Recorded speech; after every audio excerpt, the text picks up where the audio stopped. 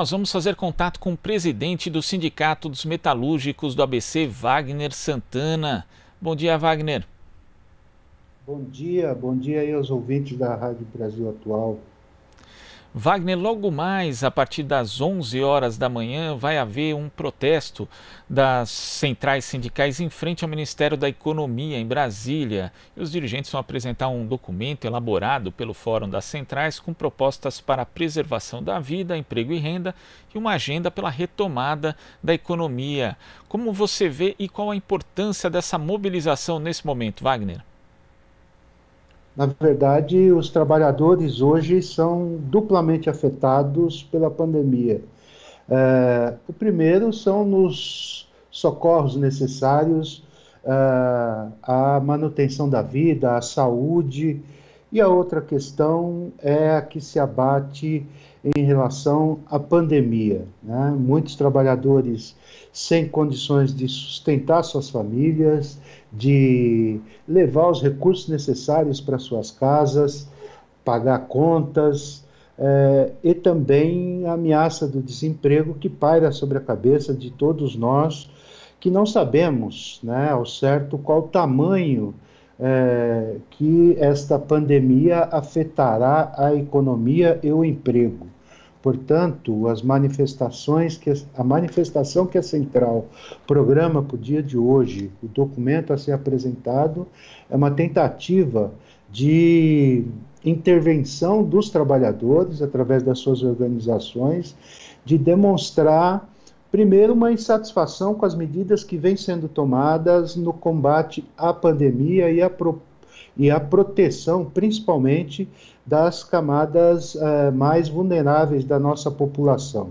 E segundo, que há uma preocupação forte em relação a como sairemos dessa crise. Então, os pontos que as centrais apresentam, elas tratam de medidas básicas, né, que precisam ser tomadas para a proteção do emprego, da qualidade de vida, né, e dar tranquilidade à classe trabalhadora no pós-pandemia, né? Tem medidas ainda de combate, né, às situações para a pandemia, mas também já alertam sobre outras possibilidades para o pós-pandemia. E é necessário chamar a participação não só do governo federal, mas do Estado como um todo, porque as experiências de outros países, inclusive mesmo aqueles que têm governos ditos como liberais, mostra que essa participação é fundamental na retomada da economia e também da renda e do emprego da população, Wagner. Exatamente. Essa crise, se nós compararmos com outras, né, ela não se trata aqui de um simples debate ideológico de qual que é o papel do Estado, né? Se você perceber, outros estados, por mais políticas neoliberais que defendam, como por exemplo Estados Unidos, né? Estados Unidos emitiu 3 trilhões de dólares, está gastando esse dinheiro para proteger sua economia, né? Então é um Estado extremamente neoliberal, com uma política extremamente de Estado mínimo, corrigindo aqui, né? E que está intervindo fortemente na economia. Os países europeus estão fazendo isso. Ou seja, não há país, não há nenhuma economia hoje, nenhum presidente, né, ou dirigente desses países que não estejam intervindo fortemente e sendo o Estado o indutor de políticas de proteção e de retomada da economia. No Brasil é o contrário. O que nós estamos assistindo, o que ouvimos, né, o próprio Guedes já disse várias vezes, né, que vai proteger aqueles que não dão prejuízo ao Estado, né, e uma intervenção que aponta para que o senhor mercado que regulamente, né, depois as situações de recuperação da economia. Isso nós não estamos assistindo em país sério nenhum. Portanto, o encaminhamento das centrais, e são 6 pontos que nós estamos colocando aqui, né? Eu posso ter a oportunidade de falar com vocês sobre eles, desses 6 pontos, mas a intervenção, ela tem que ter o protagonismo do Estado, federal, estadual e municipal, né, para que a gente possa sair de forma mais rápida, né, e com menos prejuízo sobre os trabalhadores. Se não houver esse entendimento, é só sobre as costas dos trabalhadores que o custo dessa pandemia recairá. Wagner, então eu queria justamente que você falasse a respeito desses 6 pontos que são destacados pelas centrais. Ok, nós estamos com um documento elaborado. O Guedes já disse, agora arrumou a desculpa de que está em quarentena, que não pode receber as centrais. Nós vamos insistir para que alguém do ministério dele receba esse documento, vamos apresentar no Congresso, vamos apresentar no Senado, mas primeiro ele trata da questão do auxílio emergencial. O auxílio emergencial ele tem que durar enquanto durar a calamidade. Se a calamidade está programada até dezembro tem que ter o auxílio emergencial de R$ 600. Isso para que as pessoas possam ter previsão, porque senão ela recebe 2 meses, que é a prorrogação que está prevista, e ela, ao invés de gastar esse dinheiro, ela vai economizar desses 600, ela vai economizar 100, vai economizar 200, porque não sabe como é que vai ficar os meses de setembro, outubro, novembro, dezembro, porque emprego ela sabe que ela não vai arrumar mais mesmo. Então, essa é a primeira questão emergencial de renda para os menos assistidos. O segundo ponto é a questão da reorganização do sistema público de trabalho, emprego e renda. Aqui está colocada a questão do seguro-desemprego.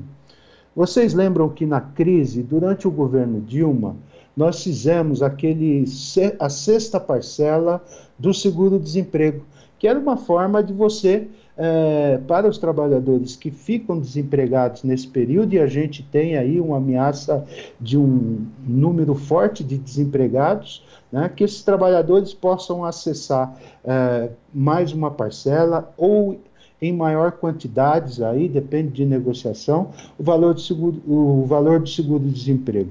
A outra questão são aqueles trabalhadores, né, hoje, de aplicativos, trabalhadores informais, que já retiraram seu seguro-desemprego há um ano atrás.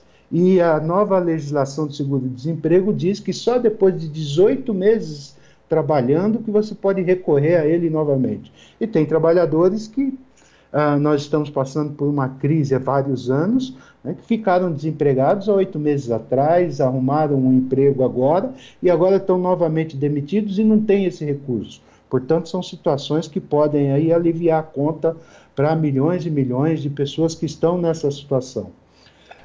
Uma outra questão, medidas de proteção ao emprego em empresas, micro e pequenas empresas, que são essas empresas que não têm acesso a qualquer recurso para, nesse momento, conseguir capital de giro, né, para poder pagar suas contas e pagar 1 ou 2 trabalhadores que dependem desse emprego. São grandes empregadores nesse país e você precisa ter uma linha de crédito que essas empresas tenham acesso para que efetivamente as políticas de garantia de emprego, essas empresas tenham acesso. Então, essa é uma outra medida extremamente importante que atende aí a maioria, se juntarmos aí as médias empregos, a maioria dos trabalhadores empregados estão nas micros, pequenas e médias empresas. A questão do crédito, tão falado aí das empresas não têm acesso ao crédito, né? 80% das empresas que procuram por crédito, isso não significa que são 80% das empresas, é 80% das que procuram. Elas não têm conseguido crédito porque as regras que os bancos determinam, e eles estão com dinheiro público para isso, estão com seu dinheiro, com o meu dinheiro, né, à disposição para fazer esse tipo de empréstimo, mas eles continuam ainda usando das mesmas regras de avaliação de crédito que usavam antes da crise, né? E agora todos nós sabemos que nós não sabemos como é que vai acontecer, se essa empresa estará aberta daqui a 6 meses ou 8 meses, se ela conseguirá sobreviver a essa crise, e eles avaliam dessa forma a concessão de crédito para a produção. E também a questão do crédito para o consumo, na outra ponta. Não adianta produzir e não ter quem consome. E não adianta ter consumidor se não há quem produz. Então, a questão do crédito ela precisa ser resolvida. A outra questão, assistência técnica, que na verdade são programas de formação, qualificação. Se um microempreendedor, né, ele quer mudar a atividade da sua empresa, ele precisa ter crédito para isso. Se ele quer deixar de costurar calças, né, para uma empresa, um grande lojista, ele quer mudar a sua atividade para costurar sapato, por exemplo, um exemplo simples, né, ele precisa ter crédito para ter acesso a equipamento, aos insumos necessários para mudar suas atividades. Então, o que a gente chama de assistência técnica, formação, qualificação de trabalhadores, todas essas questões que o Estado tem um papel importante. E, por último, a gente estabeleceu uma agenda para a retomada da economia. E aqui é extremamente importante porque o Estado não pode deixar que o mercado regule isso. O Estado tem que ser o indutor, como eu disse agora há pouco.